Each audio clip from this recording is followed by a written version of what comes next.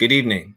My name is Richard Randolph, and I am a Spring 20 initiate of Alpha Phi Alpha Fraternity Incorporated, Omicron Lambda Alpha chapter.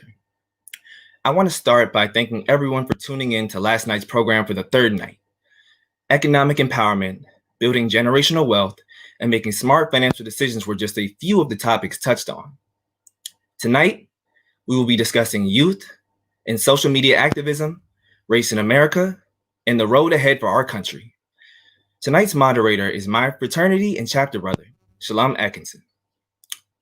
A product of Brentwood, New York, Shalom Atkinson's undergraduate education was realized at the University of Georgia, where he obtained a bachelor's in political science and a bachelor's in public affairs journalism.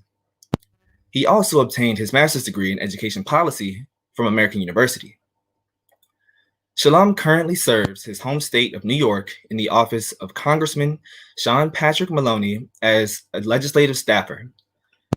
He is a board member for the DC chapter of the University of Georgia Alumni Association and an advisory committee member for the District of Columbia Higher Education Licensure Commission.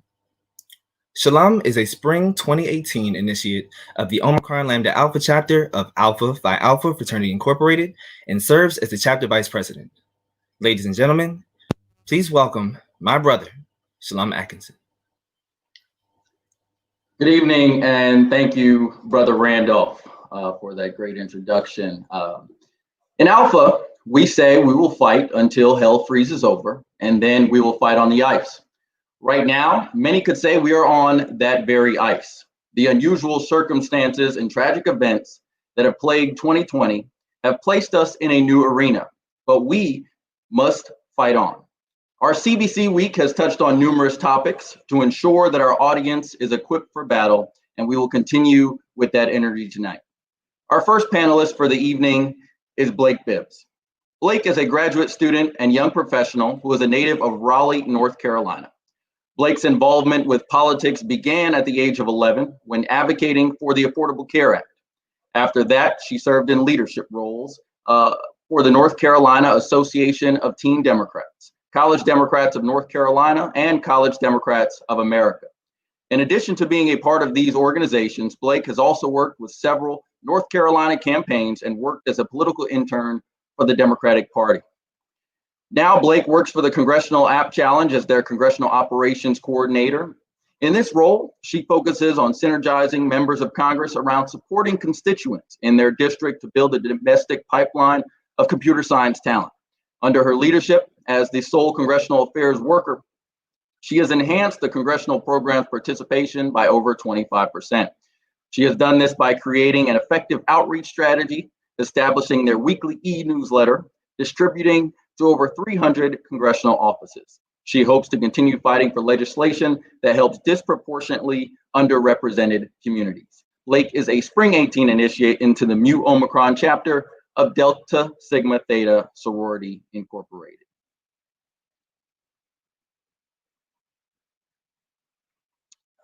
All right. Our next panelist, Ty Hobson Powell.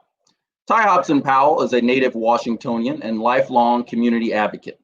After graduating from high school at the age of 13, he went on to become the youngest student to ever matriculate at Howard University in its history.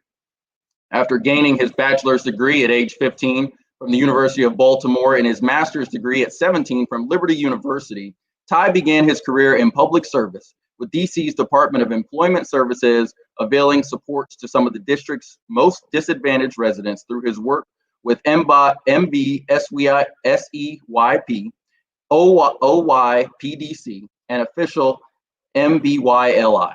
He also worked for Hillary for America in the 2016 presidential election as a field organizer in Erie, Pennsylvania. Currently, Ty serves as co-founder and director of policy for Concerned Citizens DC, civic engagement coordinator for the University of District of Columbia, and is a lead organizer with the 51 for 51 DC statehood campaign. Ty is a proud member of Kappa Alpha Psi Fraternity Incorporated. Our next is Tiffany Gillis Brown. Tiffany was raised in Prince George's County, Maryland, and currently lives in Southeast Washington, D.C. She is a policy analyst at the Department of Health and Human Services.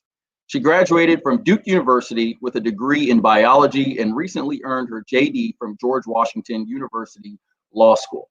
Tiffany is also the founder and CEO of Gillis Education, a company that provides services for students and families, including tutoring, homeschooling, and special education advocacy, and more broadly, specialized in consulting on issues related to educational policy and law. Tiffany is a proud member of Alpha Kappa Alpha Sorority Incorporated. Our last panelist for the evening, but not least, is Benjamin Baker. Ben is a native of Sylacauga, Alabama, and is a spring 2016 graduate of Auburn University. In the fall of 2016, Ben served as an intern in the Obama White House, working in the Office of Political Strategy and Outreach. In the spring of 2017, he was selected to be a part of the Congressional Black Caucus Foundation's Emerging Leaders Program. He currently resides in Washington, D.C., where he is a policy specialist with Open Society Foundations. He is a fall 2013 initiate of Alpha Phi Alpha Fraternity Incorporated by way of the Upsilon Eta chapter seated at Auburn University at Montgomery. He transferred to Auburn University in fall of 2014, where he was a member of the Omicron Kappa chapter for 2 years. During his time at Auburn, Ben won the 2015 Belford v. Lawson National Oratorical Contest. He is currently a proud member of our chapter at the Omicron Lambda Alpha chapter.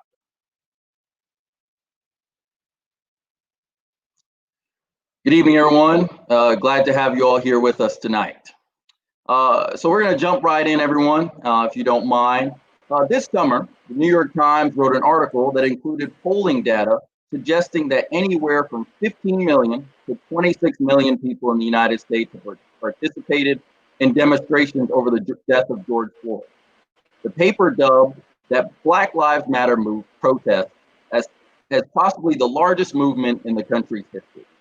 What role have young people played in this groundswell of support for the movement and many others? I'll start with you, Blake. Hi. So yes, I would say young people have played a major role in making everything happen that we've seen. I think we're really seeing history repeat itself in a way when looking back and how things started, even with the civil rights movement and the people that were involved with the Freedom Riders and SNCC and even the Greensboro Four, someone who's from North Carolina. We really saw a lot of young people taking the stand and really forming what they want to see in the future for their generation. And I think that's what we're really seeing now. It's repeating itself. And we even saw it, with how the rise of the Black Lives Matter movement really occurred during quarantine when the 17-year-old girl was the one who was courageous and bold enough to record what was going on in the live instance and the altercation between George Floyd and the law enforcement officers. And from there, a lot of other youth really and truly decided, use that as a platform to speak out and highlight things that are going on in our society. It's really youth that have perpetuated and moved this movement forward while a lot of people are at home. And so even with that, you're now seeing organizations formed around it. So I was on a call recently and someone was talking about an organization that they created in New York, Freedom March NYC, and they were saying pretty much it was created by young high school girls, and it's pretty much just to sheltering people who were like displaced protesters and things of that sort. And we're also seeing a lot of youth now stepping up as activists and running for elected office and so much more. So I really feel as though youth are really what's propelling the movement forward, and we've seen it with now a lot of youth at home. So anybody else want to chime in on that? I'll also chime in. I agree with everything that Blake said. And also I feel like youth are participating in a way that, wasn't possible back in the 60s. We have the internet, we have social media, people using the hashtag and, Black Lives Matter or Justice for Breonna Taylor, and reposting things actually is activism, no matter how much they're posting. How little or how much they're actually posting, they are participating in some way in this movement. That wasn't possible back in the 60s and, in previous times. So we're in an interesting time, but also a time where there's a lot of opportunity for a lot of people to actually engage and be active. And I know that with the students that I work with, a lot of them are very engaged. They're very in tune to what's actually going on. And again, that's because we do have the internet. We have, little computers in our hands all the time. So, they are aware of what's being said, what's not being said, which, what scandals are happening, if you will. And so I think that provides, this unique opportunity to actually engage people that otherwise wouldn't be engaged. So I'll just say that. Ben, how about you? Yeah, I definitely think that young people have sparked this moment that we're seeing now. One thing that I was not fond of when certain young people were saying we're not our ancestors. I think the opposite. I think we are our ancestors. The ancestors in us is what caused us to say, okay, you know what? I have to stand up and fight for what I believe in, because too many times we have seen, with the advent of social media and cell phones, we have seen people die on video and then get away with it. No justice. And what you see as the young people bring an energy to the streets, right? Because we're young, we're fresh. We can go out there on a dime. I don't have to worry about like my family at home or my wife and kids, because I can just go do it. If something happens, you need me, my friends hit me up, I'm taken to the streets. And I think young people have played a critical role and will continue to play a critical role, because we're just as important and we're needed just as much so as our elders. So, to follow up on that, a lot of times cynics will say, that even sometimes former believers will say that protests, have failed to yield significant tangible results. You talk about some of the demonstrations that have gone on in Louisville, over Breonna Taylor, or those even down by the White House. So what would you say to those individuals about, protests and some of these movements not yielding results that we can actually walk away with? Yeah, for me, I purposely wore the shirt which says Black votes matter, right? So I think action and protest is important. As soon as George Floyd passed away tragically, I was in the street like 8 days straight. Like, it was my thing. Go to the street, go to the street, go to the street, protest. But there comes a point where you have to meet, that's the first step. You need a second step. You need an action. And though we cannot change the whole system right now, we cannot crumble the whole white supremacist system that some people label it as right now, what we can do, the next step, the easiest step, is get registered to vote and go out to the polls, whether you have early voting, in-person, absentee, and to vote, because that will help yield the results. One set of action can't do it all. You have to have a multitude of actions. And I can also say too, change, at the end of the day, change doesn't come over time.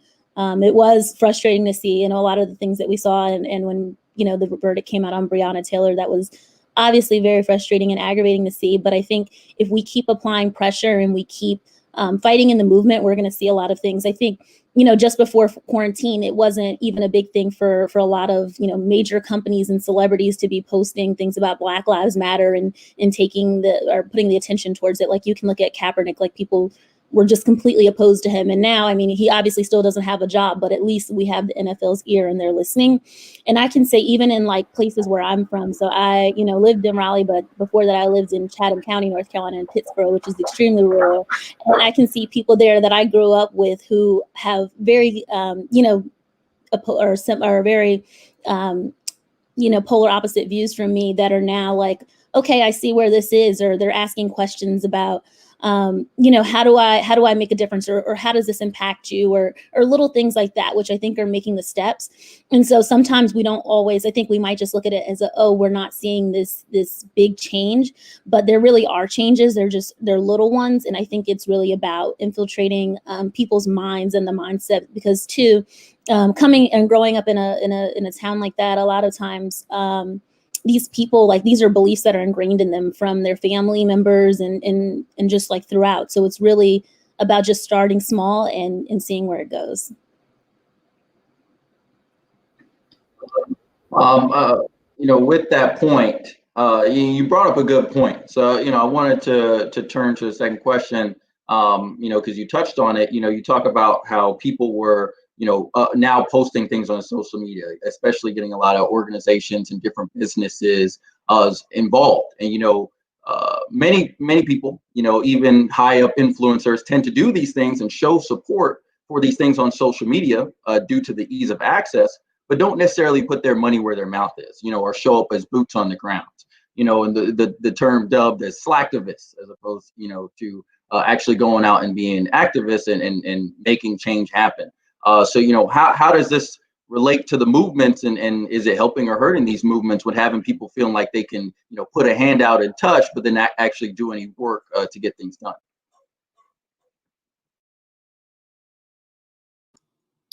And I can start with this one. So I think that people have lanes and people have strengths, and everyone's not going to be able to do everything. However, I do think that, if you are posting Black Lives Matter, or you're hosting, all of the injustice hashtags, but you're not challenging yourself and asking yourself, what more can I do? Then I think that's the problem. Because I think there's always something more that each of us can do. And that can mean, having tough conversations with your family members about politics, not, steering away from it.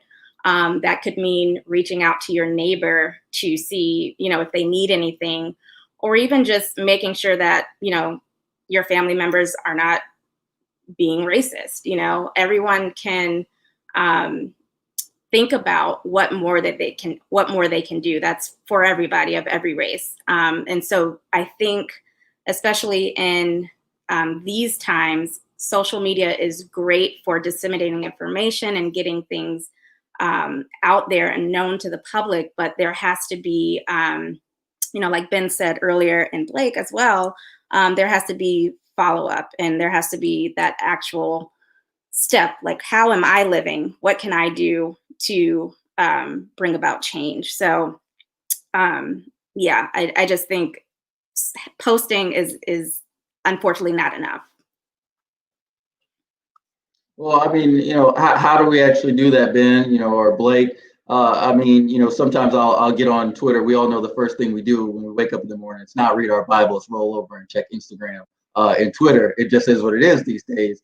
Sometimes you'll see, a lot of these things go on, and I was even having a conversation with Brother Baker the other day. Some of these things will happen, and then all of a sudden our attention is lost. We'll see so many things, whether that's someone getting shot in the streets, or someone getting wrongfully arrested, or whether that's police brutality. But then we scroll up, and all of a sudden it's a funny joke on Twitter, or we're seeing something about the new show that's Love Island that everybody seems to be watching. And then we forget about what we're supposed to be doing. How can we stay focused? Ty, if you want to chime in, how can we stay focused on some of the things that we need to be doing when, social media allows you to, play a part, but a very distant role, but also provides a lot of different distractions for us? I would just say, I guess the key to staying focused is just remembering the lived reality of so many Black people in this America, so many marginalized people in this America, to even be able to go outside and protest in the ways that my group has in the past couple of weeks is a device of the privilege, because we are amidst record joblessness. We are amidst a pandemic. We are amidst, so many different moving pieces where the ability to even be out there and level your voice is a privilege. And so I would just say, I understand it's easy to get lost in the news cycle. It's easy to get lost in, I know, amidst all these conversations, I was also seeing the conversations about Tory Lanez and Meg Thee Stallion, right? Like that's pop culture trying to prevail. But I think to remember the unfinished work that we have to do as organizers, as activists on the ground, to remember the conditions that we're fighting to fix are the conditions that our grandparents were fighting to fix. And that I think once you square yourself back to that reality, it's kind of easier to tap in. Like I said, there are any number of things that have dragged our attention left and right. There is sports that has now reintroduced itself back into the social sphere. There's always going to be prevailing pop culture. But like I said, I think really just taking a step back from all of the hype, all of the things that are, the sexy moments on your timeline, for lack of a better terminology. And I guess to remind yourself that in the face of all of the cool things, the happy things that are happening right now, the finals going on, the Lakers playing, you know, that there is still a Breonna Taylor's family that is seeking justice. There are still Black people out here who feel like they have not been exacted justice. There is still a fullness of an America that has felt left out of the promise of the Declaration of Independence that said that we're all equal. And so I said, just squaring yourself, I guess, back to that reality really helps bring it back into perspective. And I guess just to add on to that and a little bit of what Tiffany said as well, I really do, though there is an importance around, you know, still having the social media presence. I do think it does bring awareness to things, but again, we all, you know, can do more, and we all can play a bigger role. But I do also find social media is really important, because everyone does have a piece to the table that they can bring. And I think even if you look at DC and what happened recently with the protesters that were like cornered into a neighborhood, and I think it was like 70 people were like stuck in a guy's house, and they had to go there for refuge. And throughout the night, like you saw where, you know, the police were trying to lure people out. They pepper sprayed the homeowner and things of that sort. And if it wasn't for social media in that instance and so many other instances, we would have never known what was going on. We wouldn't have you know, and I just honestly think that there might have been a different ending to that story. So while I do think a lot of people, like, and everyone, I feel like, you know, everyone, we can all push ourselves to do more. And so while we can do that, I definitely don't want to, you know, diminish the importance of social media or anything like that, because we do need those people as well, because they're the ones who are bringing light to things as well. So everyone's playing a role and everyone has a part. Really quickly, before anybody else hops in. So I'm actually, that house that you just mentioned, Blake, the house, Swan Street, I'm actually there right now. That's where I'm doing my live broadcast from. So Raul, the guy who let all the 87 people in, he's upstairs right now. He's actually hosting another thing going on right now.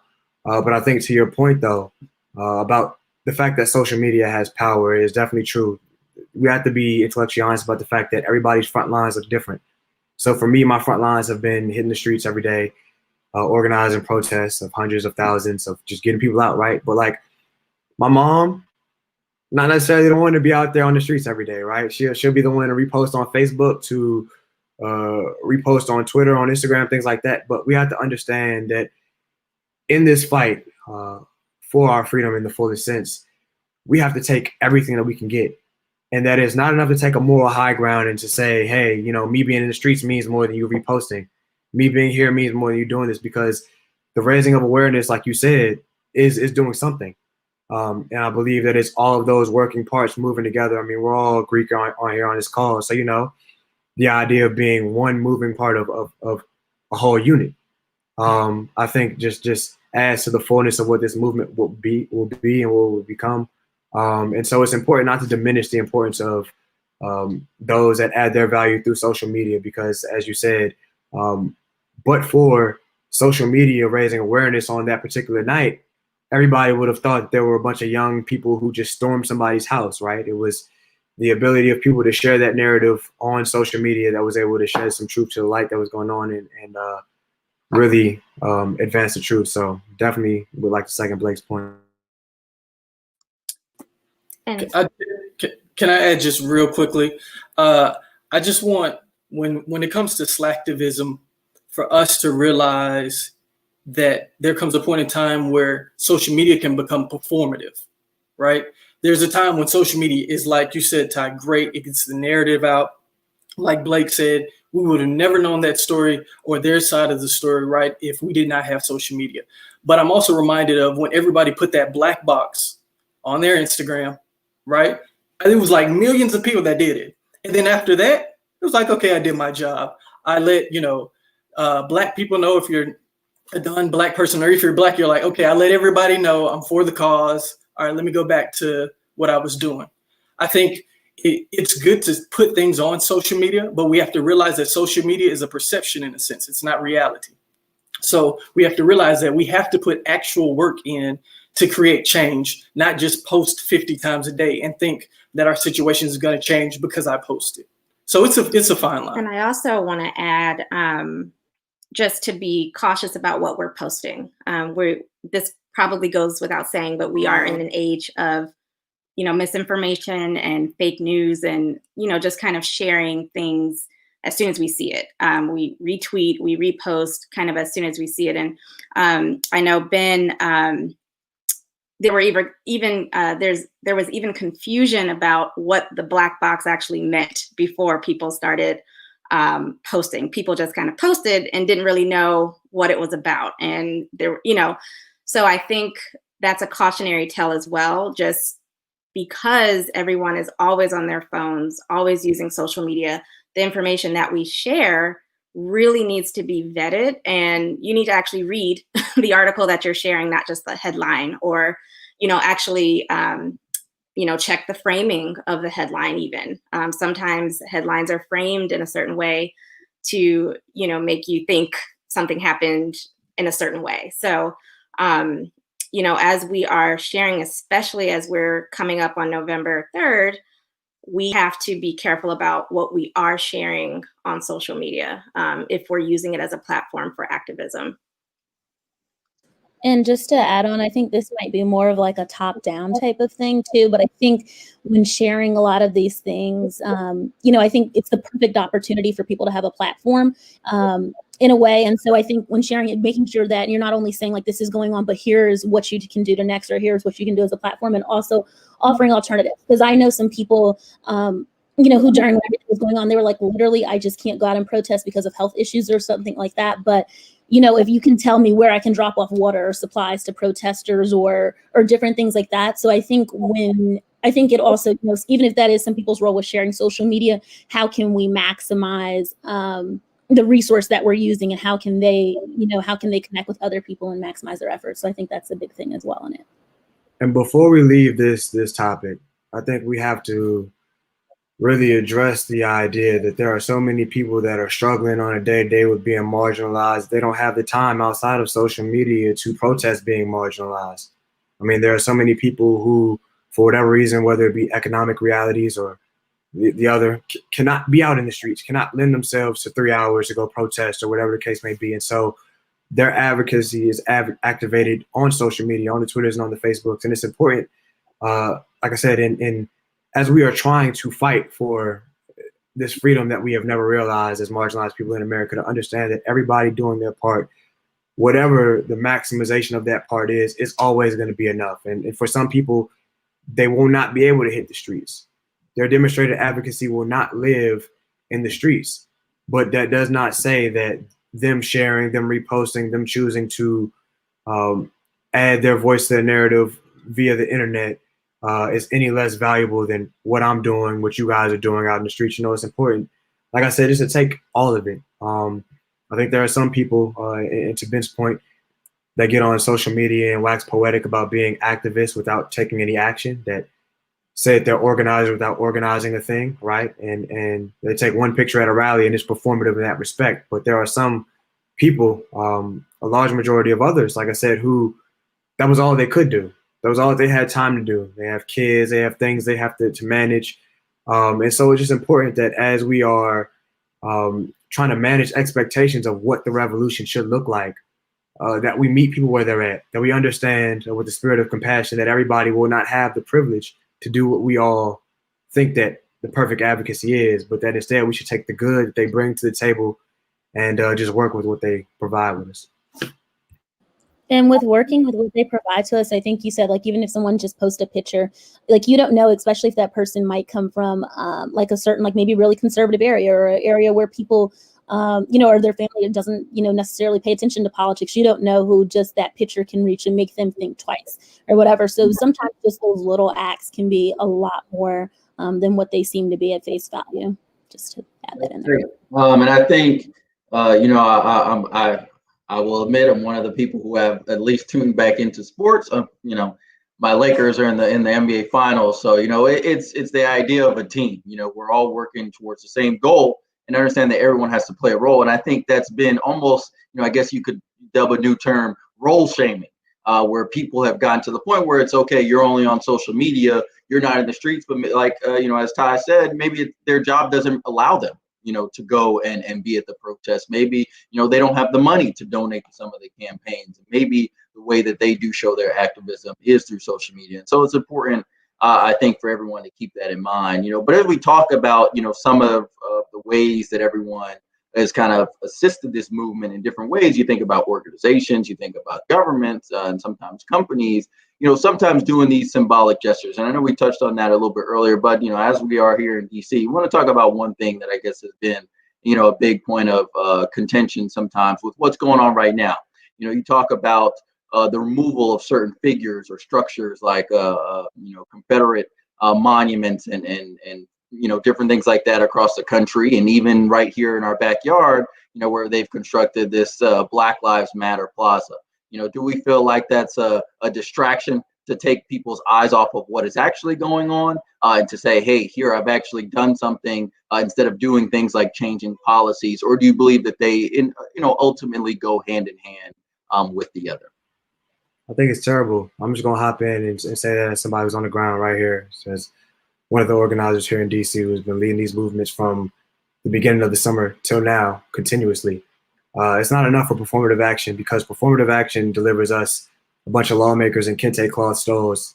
Performative action tells us that Black Lives Matter on the street sign while we're tear gassed on that same street for a Donald Trump photo op, and so it's important to make a difference between the symbolism, which is, I think, what we're protesting against, and substantive change that will actually deliver us from the conditions that we're protesting about. If I thought that a street sign would be the be all end all for protesting, I mean, back when they painted Black Lives Matter in the street, then I guess my life would have mattered, right? But in the time since, I have not seen a wraparound of institutions or social services to show me that my life matters. I have not seen a commitment or doubling down on resources in communities where typically lives have not been made to matter in this community here in Washington, D.C. And so, like I said, it's not enough for the performative symbolism.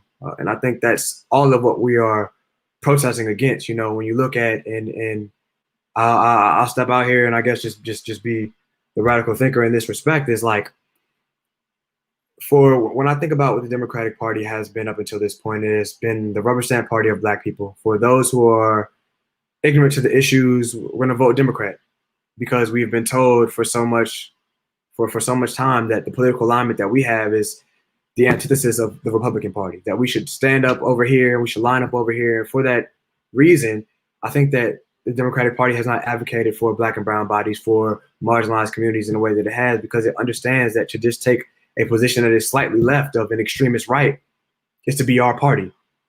And I think we are in a moment in time right now where we are challenging the politics of America to really meet us where we are at, to concede to our demands in a way that is not just performative, that is not just, hey, we'll show up for you in photo ops, but not in the allocation of resources, but not in a commitment to communities.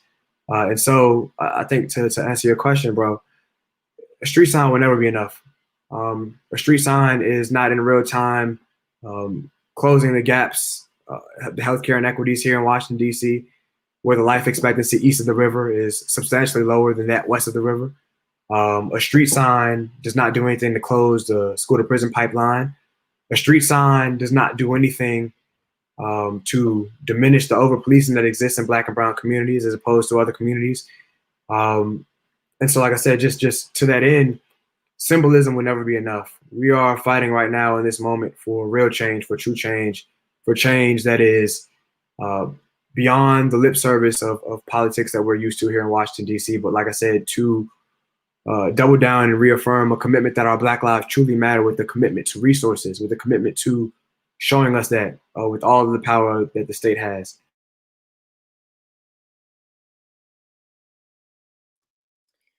And I'll chime in. I think that was a really great point, and key word is not enough.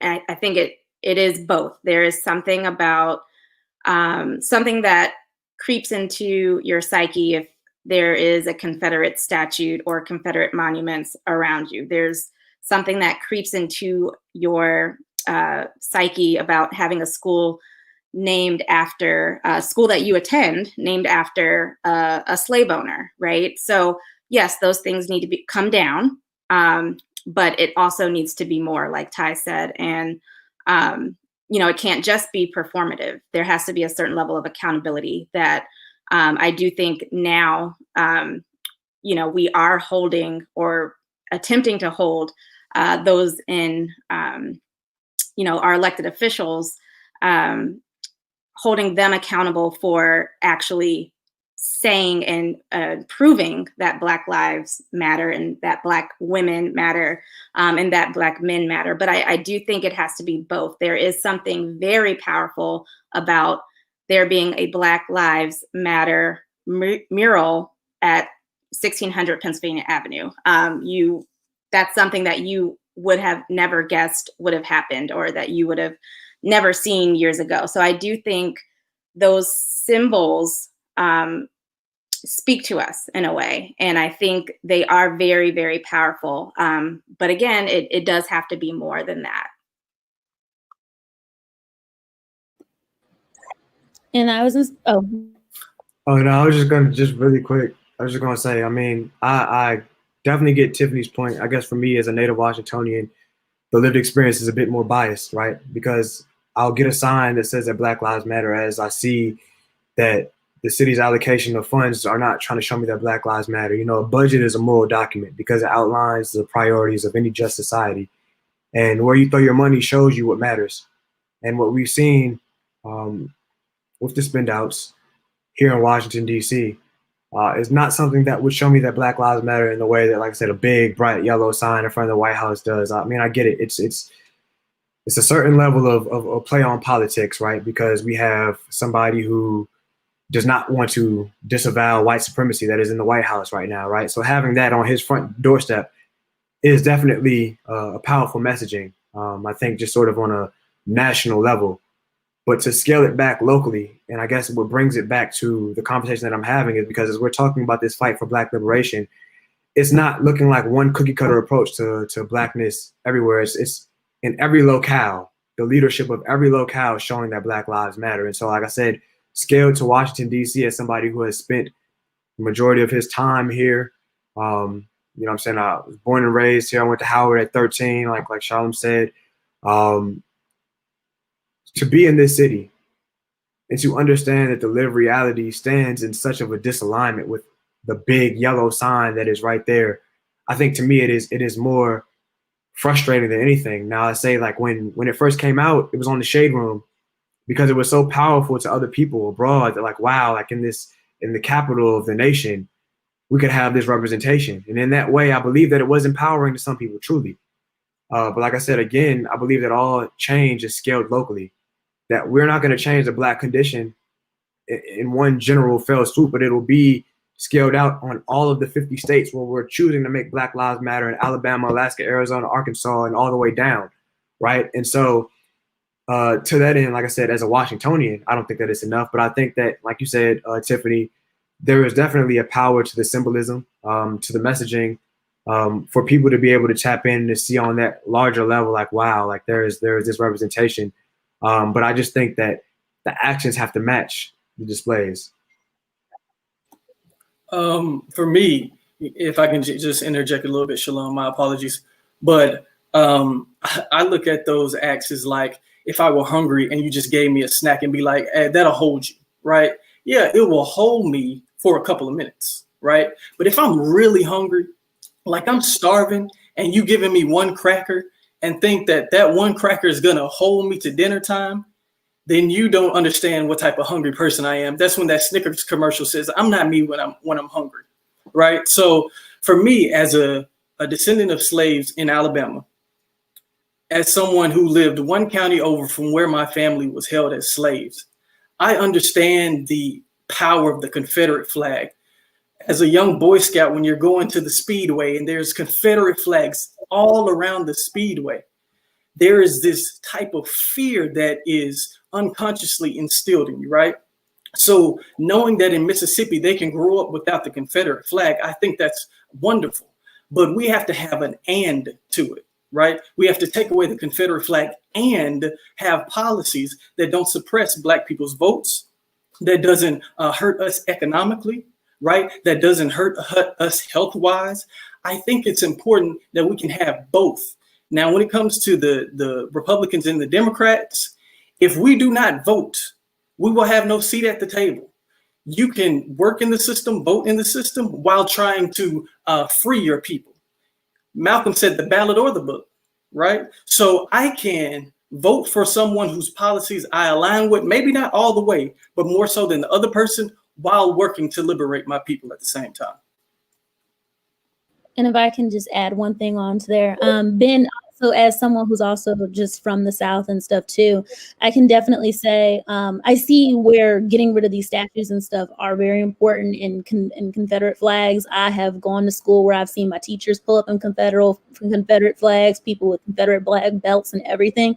And so it's definitely problematic for or for me as like a high schooler going to school and having to deal with that, because I can definitely say a lot of people use those things and like the statues, I feel like, which were in our downtown as symbols to like perpetuate their beliefs and things like that. So I definitely see where getting rid of those things is important, because it can be a distraction. And a lot of people, I felt like, used it as an intimidation factor.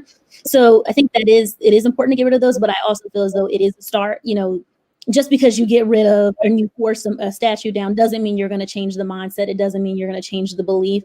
And even if even if it's hard to change the belief and the mindset, we at least need a fine line of them knowing this is not okay, and we're not going to stand up for it anymore. And so I think, while we get rid of those things, after that, it needs to be, okay, what's next? What are we doing to actually make change and change the lives of these people? Because I think that's what ultimately is being impacted here. Yeah. As a quick little hop in on both of you guys real quick, it's just like, to Ben's point, we don't need no snacks, man. We need the whole meal. You know what I'm saying? Like, yes, Black lives matter. We understand it as Black people that our lives matter, but Black power matters in the sense that, like, we need Black economic power. We need Black political power. And the affirmation of that power is what will truly show us that our lives matter. It's not enough to tell us that our Black lives matter. As Black people in this lived experience, we understand as much. Black power matters in the sense that, like, where is the jobs? Where are the resources? Where are the wraparound social services that would show us that our lives matter? Because, to Ben's point, we don't need any crackers to hold us for the day in a world we're yearning for a meal.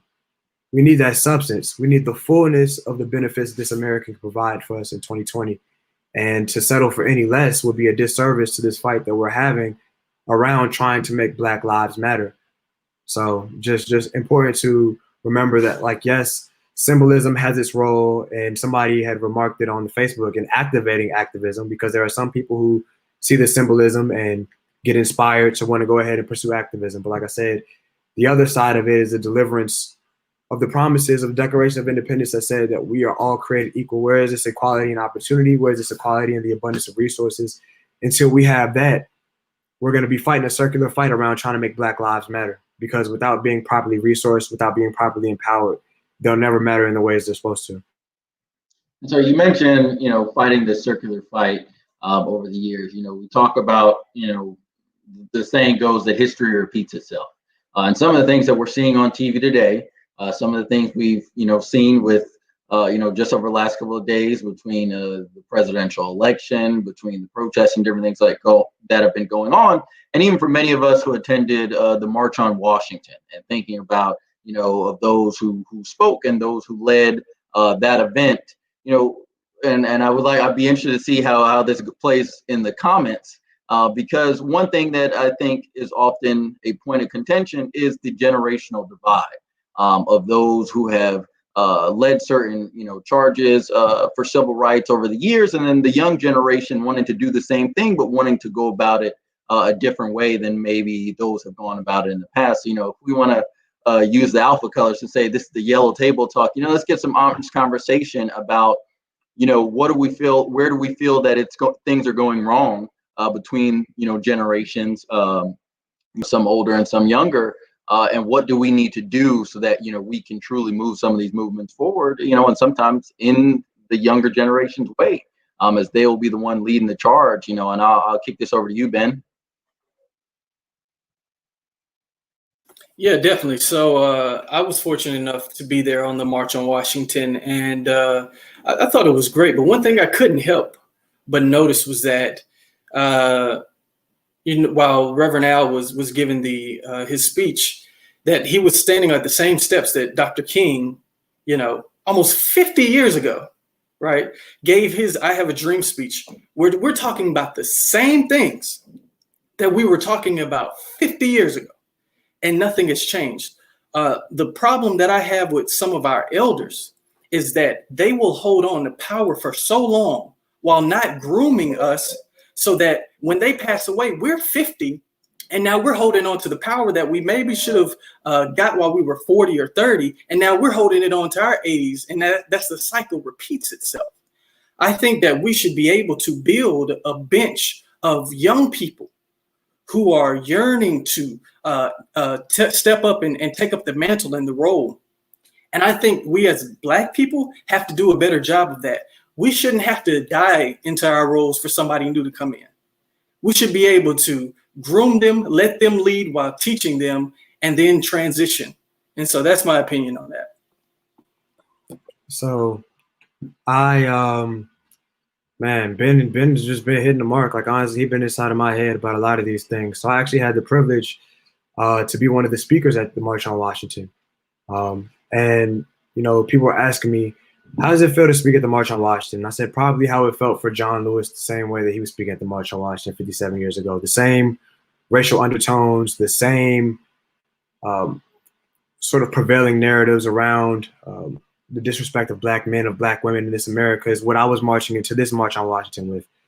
And so to the point that Ben made, there are a lot of antiquated gatekeepers that don't want to pass it off, that don't want to lend themselves to the idea that there will be young leaders that will someday blaze trails behind them. They want to hold on to this power for whatever reason.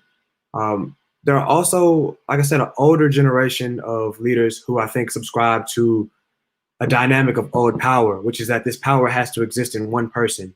It's one MLK, it's one Malcolm X. The problem with that dynamic is you kill the Martin Luther King, you kill the Malcolm X, you kill the movement.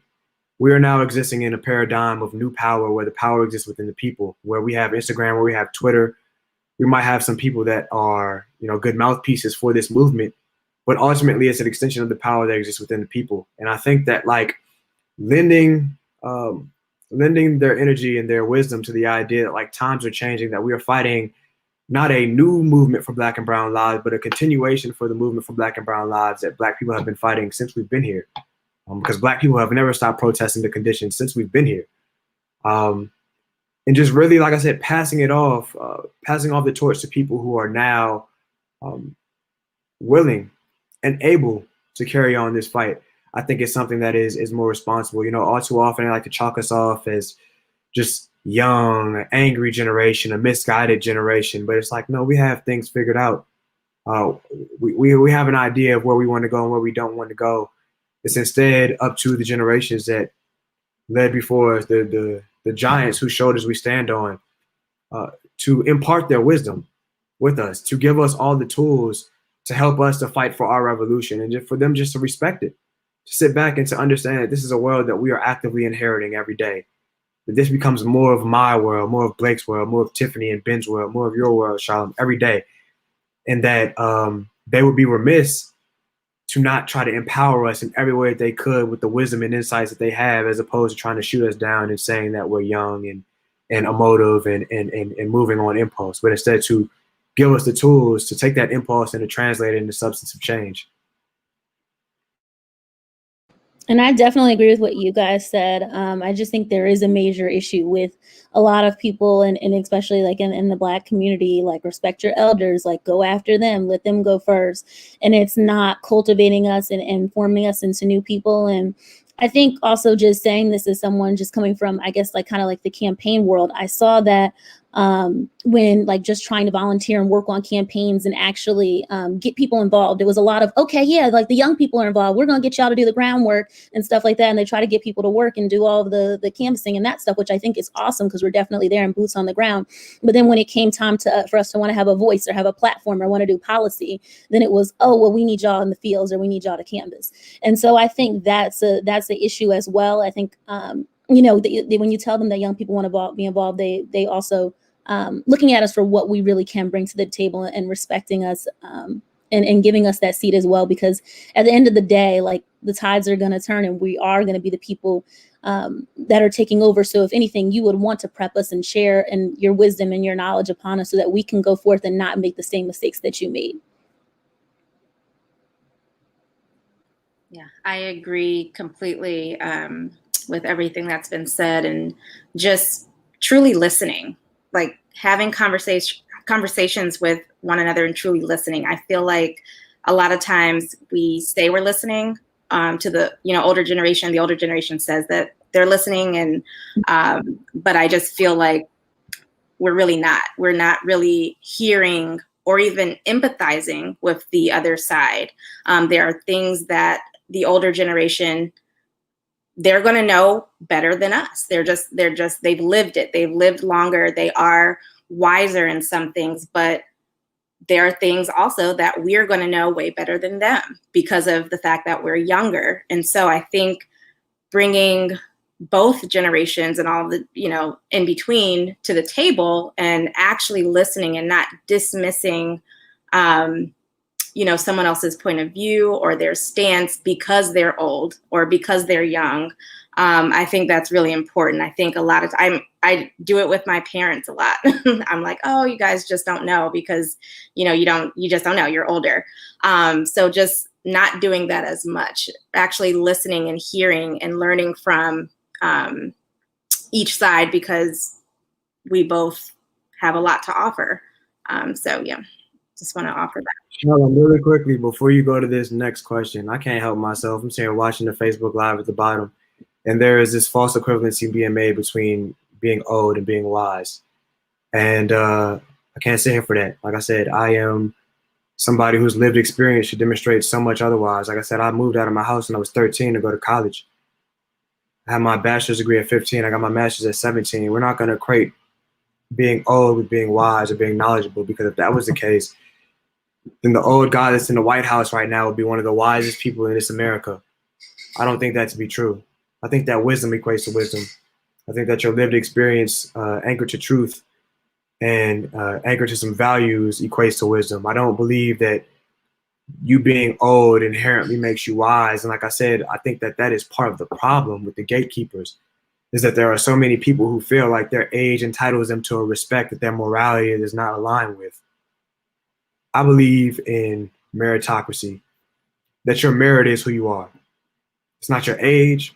It's not your skin color. It's not your religion. It's not your sexual identity. It is who you are that tells me who you are.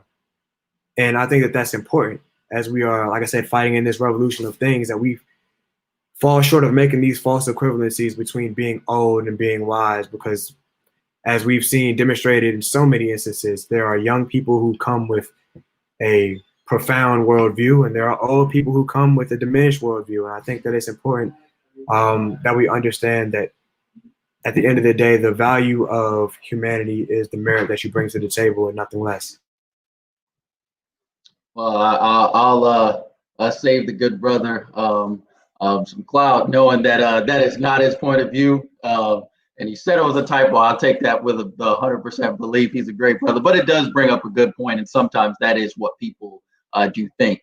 But I want to first start with this disclaimer, and I want to look as directly into the camera as possible in saying that the views of everyone who might respond to this next question do not reflect the organizations that they are part of. So I will start by saying that. And turning, you all mentioned something about having a lot of Greek organizations represented on this panel. And so do you think, and just to follow up with the original question, if we talk specifically about, Black Greek organizations, do we feel that, with the issue of generations, if that plays out within these organizations and sometimes does minimize, the impact of a lot of these organizations? A lot of the organizations are focused on, or they were built on the idea of college students matriculating throughout their experience, but a lot of times what you get from a lot of older alumni who have just passed over through college, will feel that now the organizations have shifted more towards people yearning for certain levels of power or face within the public, and focusing more on themselves and those who have gone years ago to college versus those who are actually the young generations and should truly be the face of these organizations. And I'll kick that over to Tiffany. I'm sorry, I missed the question. Sorry, just again, how do you feel like that the generational divide plays out within the Greek organizations? And do you feel like that sometimes minimizes the impact that the organizations can have? Definitely. I think, as I just said, and as Ty, mentioned, old does not necessarily equal wisdom, right? But again, first of all, you can learn something from everyone, right? Whether it's what to do or what not to do, right? There's always something that you can learn from everyone.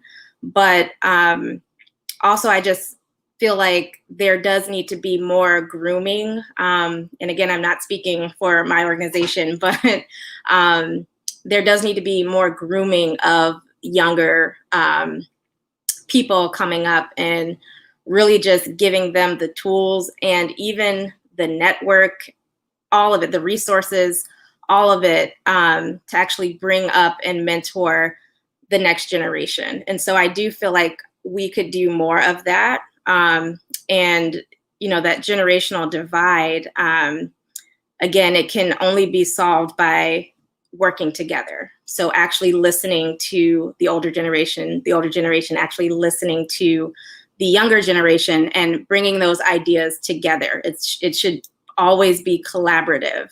And again, I will say, and I probably am the oldest one on this panel. I'm looking at you guys.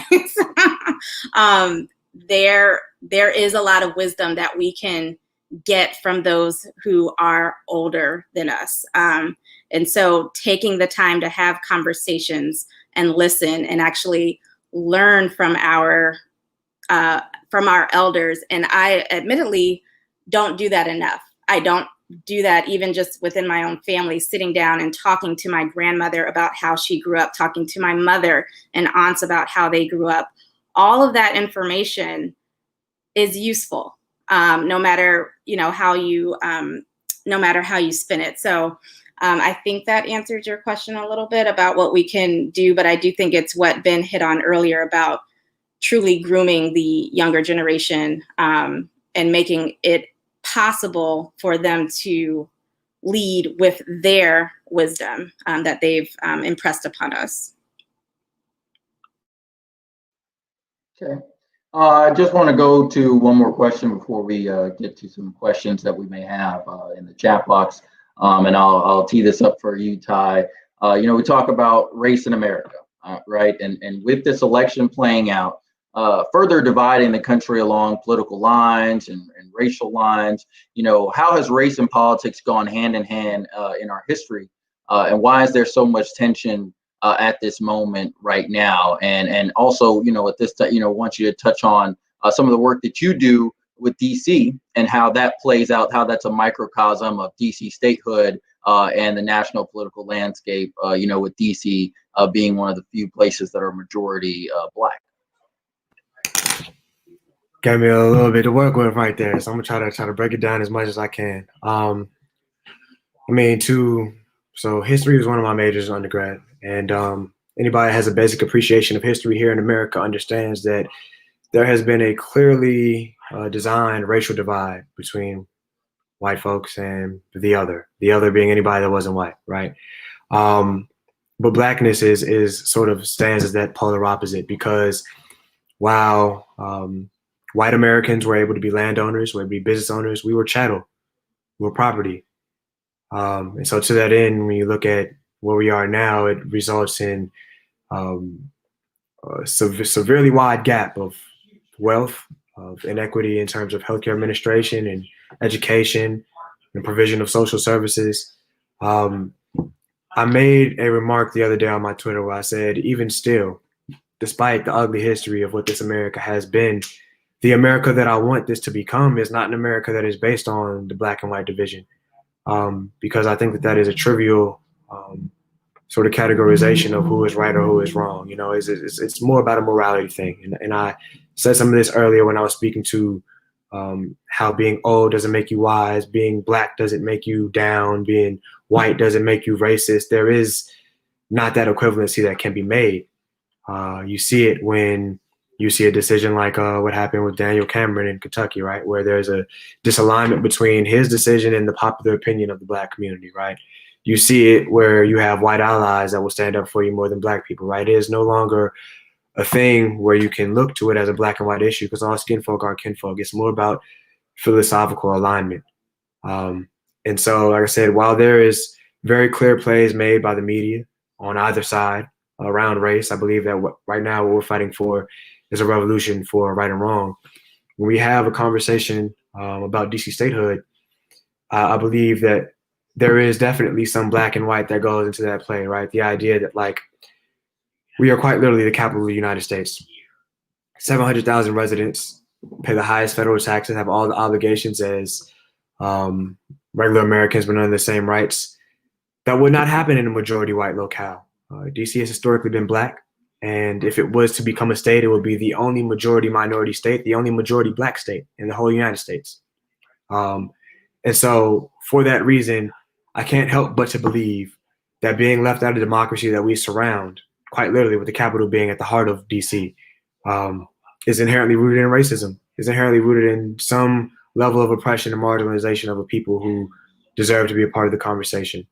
And so it is, like I said, it's not enough to deduce the rights and wrongs of this America to black and white, but at the same time, I think we have to be intellectually honest about the fact that so much of what this America has been built around has been built on race.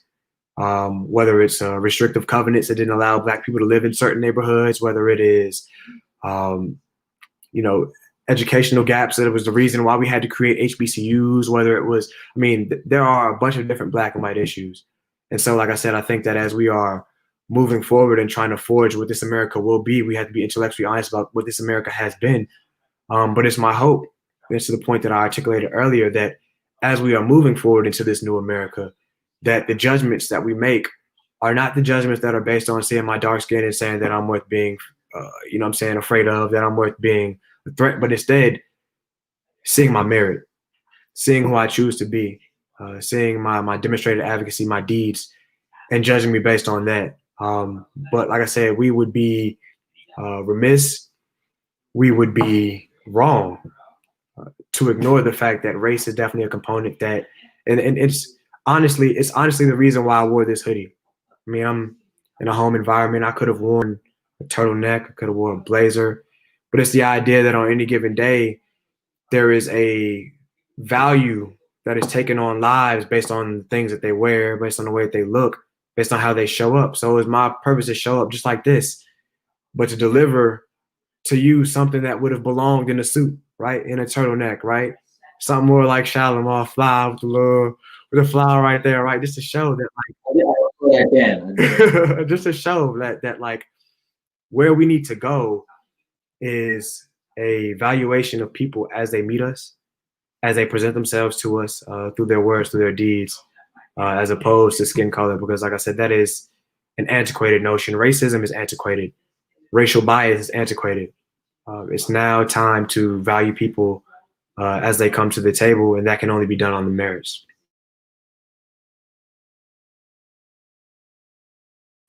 Okay, so we have a question, and I will pose this starting with Blake. What is the best way for you at your ages to best groom the next generation?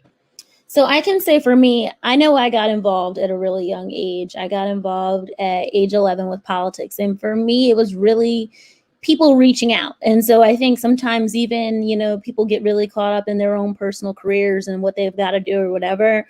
But I think we have to realize that someone paved the way for us a lot of times, and people were there to mentor and help us. So it's really about paying it forward and helping other people. And sometimes, the students may not always reach out to you and be like, oh, hey, how do I get involved? But it's you being present in their communities and the everyday lives and the things that they do, and showing them like, this is what I've done. This is how I get involved, and just really, and especially like for people that may not have those kind of mentors around in their lives, seeing what you're doing and how it's being productive, and really and truly, I guess, leading by example because you never know like the actions that you do and how they can resonate with someone.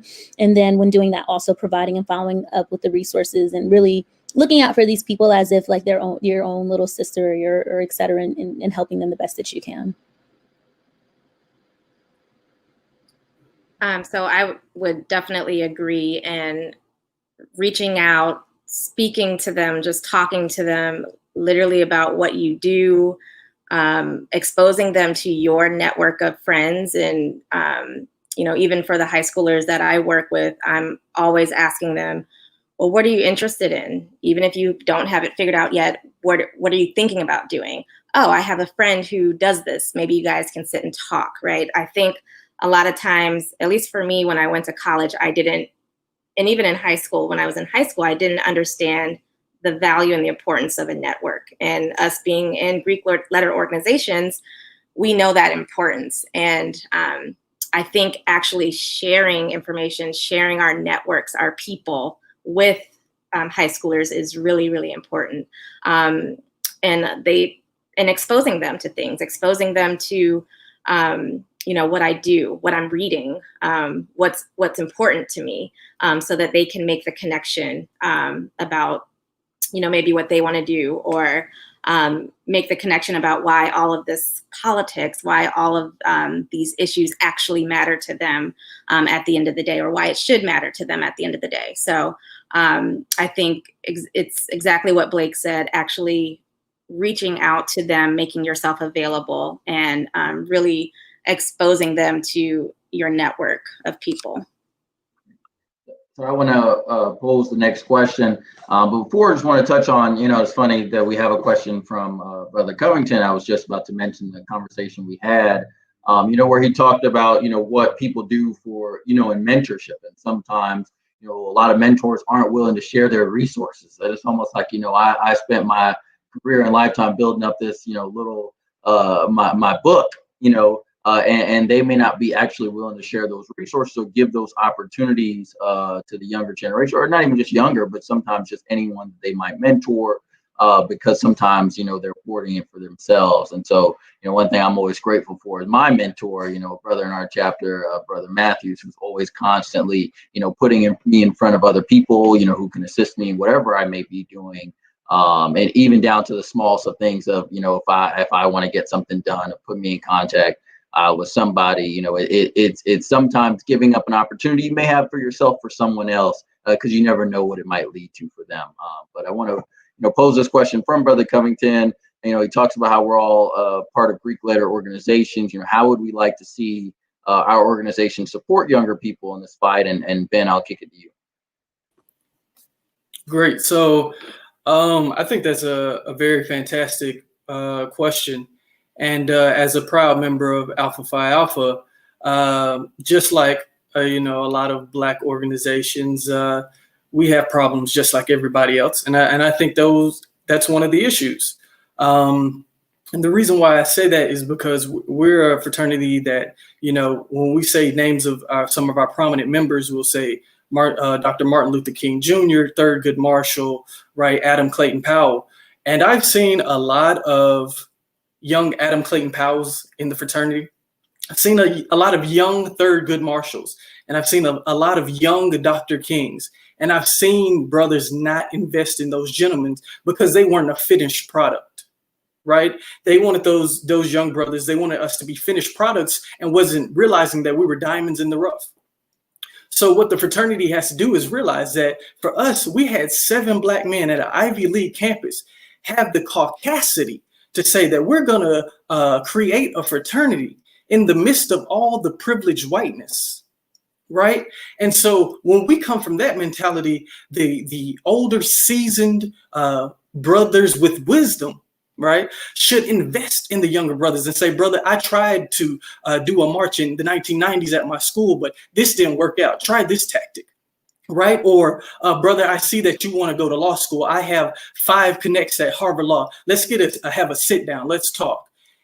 A lot of older people and a lot of people, even me, like people my age who some could see as successful, we can't get so caught up in ourselves that that we don't lift a helping hand. We should always, while we're climbing, have one hand climbing up and the other hand reaching down to help somebody else. And so I can say even on this that I'm taking it as a challenge that in this fraternity, as a young alumni brother, that I can be more helpful and more impactful with some of our college brothers and new young alumni brothers. Man, just to echo those sentiments, it's crazy. It's a small world. I met your brother Covington at Fayetteville State. Actually, I was living in Atlanta at the time, and I had a little bit of extra money, and I said, I'll probably end up spending this on something stupid, some clothes, something like that. Let me try to make a scholarship fund. So I made a scholarship fund, and one of his chapter brothers actually ended up receiving it. So, I was able to just impart that blessing on him. A little slight thing, but it was something that I think, to Ben's point, represented having the hand down as we're having this hand up and climbing, right? It doesn't take much to show, whether it's an investment of time or resources, that we care, that we are willing to groom leadership that comes behind us. And that goes across these lines of Greekdom. It's not just about organizations. It's about seeing ourselves in each other. It's about realizing that we are each other's business. When I think about a lot of my frustration with the D9 at this particular moment in time is that I don't feel like the gatekeepers have done enough of the job of that mentorship. And I mean, it's chapter to chapter, it varies, right? Person to person, it varies, right? I'm talking about generally. When I look at what the civil rights movement was, it was a Martin Luther King for Alpha Phi Alpha, Ralph Abernathy for the Noops. It was Jesse Jackson for the Qs. It was the idea like this prominence in these organizations is not a matter of social nobility. You ain't just cool. You ain't just watch the yard. You ain't just strolling and doing your thing, but you are actually actively out on the front lines and also engaging your brothers, your sisters to be out there on the front lines with you.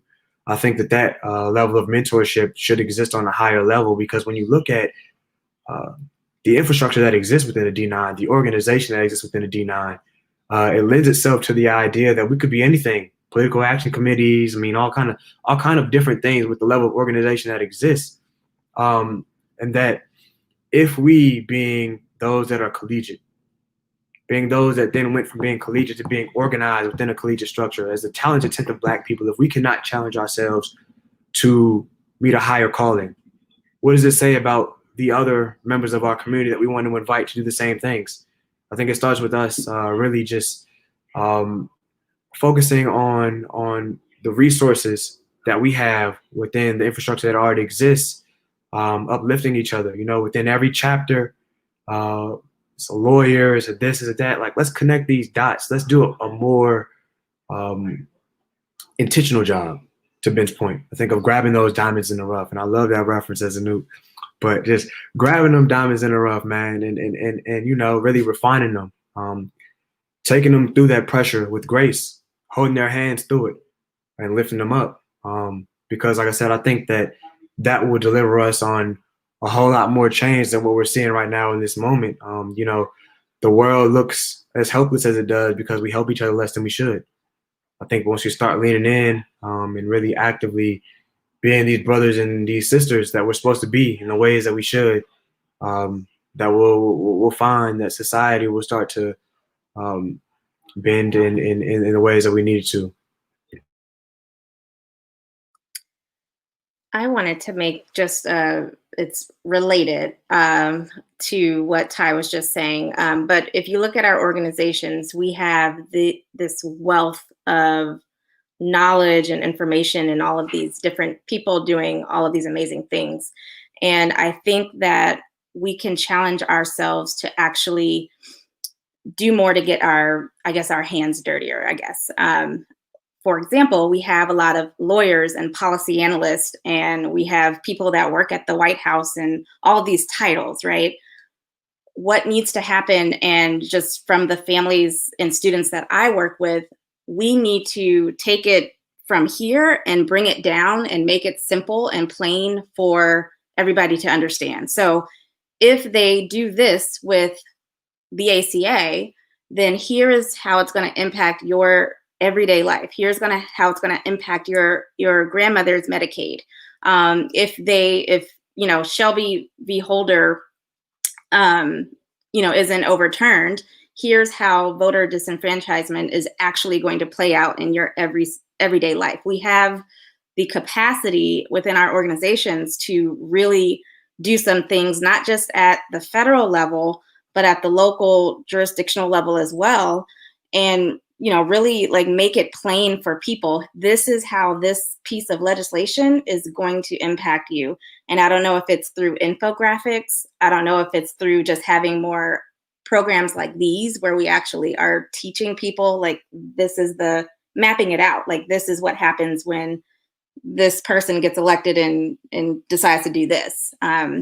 So I don't know. I just feel like there's a lot that we can do to really help people understand civics and understand how the Electoral College works.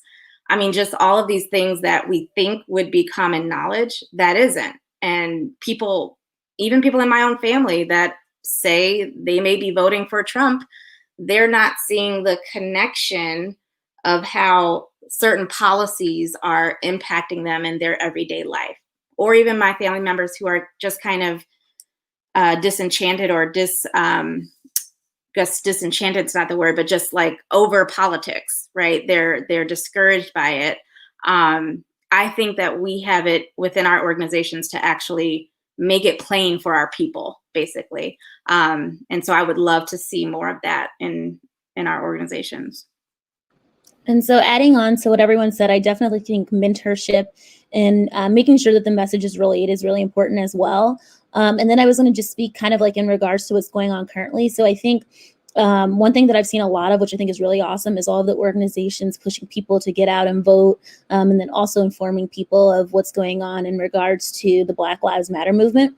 But I think that there needs to be kind of like, and I know everybody has like, or a lot of people have like their social action committees and things of that sort, but also like more of a concrete movement as to what's next, what's going to happen, after election day and even after inauguration, what are we doing? And I think, that is having a concrete plan. So how do we continue community activism within the community and making sure that people are still aware if X, Y, and Z, legislation has even passed? How do you guys, take advantage of that? Or if that's wrong, like, what do we do to speak out against it and to fight back? And making sure that people know about when their city and town meetings are, so that they can speak up and being a part of advisory councils. And then not only on the local level, but also promoting our members as well, and making sure that these students who are awesome, and we saw that they were really great activists in our collegiate chapter, what are we doing to give them a platform so that they can be involved in politics? What kind of resources are we connecting them with? There's got to be, some people even in the alumni chapter, something like that can help them to grow off of that, because I think that's an important thing. Once we see that these youth are such great leaders and they have great potential to do good things for our chapters and our communities and et cetera, how are we helping them take advantage and launch off of that? And so I think that's something that is really big, and I would like to see in the organizations as well. Okay. Well, thank you all so much for that. I'll give each of you 30 seconds. Any parting words you'd like to give our audience? I'll start with you, Tiffany. So I would say vote. I think we saw on Tuesday night what is at stake, and we've been, again, living and seeing what's been happening, especially over these last 6 months. So I think my final words would be just to vote and to really have those tough conversations with your friends and your family, and to encourage them to really stay involved, even though politics looks a little strange these days. But again, it's very important. So that would be my final word. Thank you, Tiffany. Blake. Again, as Tiffany said, vote. We all saw what happened in the debate. But I think in regards to that, also making sure that, as we talked about a little bit earlier in the panel, doing your part, even if, that is posting on social media, if that's what your part is, going out in the community, talking to people, doing whatever you have to do, because it's crunch hour, it's crunch time, and it's now or never. Whatever we do, we're going to have to live with for 4, 6, 2 years, however long. So you need to get out now and maximize the most of these last couple of days that we have. Brother Baker. Definitely, I want to echo our dear sisters and say vote. Go to vote.org, whether you don't know if you're registered and you need to check your registration, or you need to get registered. Make sure you know your polling place. That's very important. If you plan to vote in person, know about absentee balloting, mail-in balloting. If you need to know about that, everything is on vote.org. And lastly, I just want to shout out my current chapter, Omicron Lambda Alpha chapter, Alpha Phi Alpha, for this great panel and this fantastic week. 06 to the good brothers. Had to unmute myself real quick. Everybody said vote, definitely important. I guess in this moment right now where there is any level of apathy going on around the election, it's important not to let the finite disappointments of what this America has been undermine the infinite promise that this America can be if we choose to stand together and to use our agency to really elect sensible leadership, this leadership that reflects our values, leadership that will make the change that we need to make. As we talk about what this election means, it's so much bigger than the president. You have to understand that Brown versus the Board of Education, Roe versus Wade, not decided by the president of the time, but the Supreme Court of the time. The Supreme Court is decided by who? The president. So ultimately the electoral power that we have expands farther than just somebody who was in the White House for 4 years. It is essential to all of the structural reform that we're trying to bring about, whether it's about women's reproductive rights, police reform, Green New Deal, whatever it is you're passionate about. Movement politics is one part of it. We've been living that out throughout the summer with the rallies, with the protests. But the other half of that is electoral politics. They'll tell you about the March on Washington, and they'll tell you about Selma and all these different things. But those folks was voting too. You know what I'm saying? They were taking all of what that organization was and turning it into a political mass to vote on one agenda, to vote on one accord. And so it's important that as we go into this election, that we understand that if our vote meant nothing, there wouldn't be such active attempts to suppress it. Your voice is your power. Your vote is your power. Please exercise it. Please do everything that you can to make your voice heard. So thank you to all of our panelists for this wonderful evening. To Blake, Tiffany, Ben, and Ty, we appreciate you spending your Thursday evening with us. As they mentioned, make sure you go to www.vote.org for all your voter information needs. You can see on the screen as well. Go to www.olacbcweek.eventbrite.com for our annual reception that will close tomorrow night. We have a lot of speakers lined up for you, all the way from Congressman Bobby Scott of Virginia to Mayor Bowser to our general president of our great fraternity, Dr. Everett Ward, Keenan Austin Reed, Councilman Robert White, and many more. We have the president of the DC MPHC speaking. So please tune in, tell your friends, tell your moms, tell your dads, everybody else, your frat brothers, your sorority sisters, everybody to tune in tomorrow night. We have a great program kicking off at 7 p.m. Right here on Facebook and YouTube Live. Again, thank you to the Omicron Lambda Alpha chapter of Alpha Phi Alpha Fraternity Incorporated for putting on this great week of events. Thank you to all of those who have helped work on those, from our political action chair, Melvin Kinney, from our social chair, William Burnett, to our social media, Richard Randolph, to everyone else in that chapter. We want to thank our chapter president, Gianni Clarkson. Thank you for joining me again on this Thursday night. Hope you all stay safe. God bless, and make sure you go out and vote on November 3rd.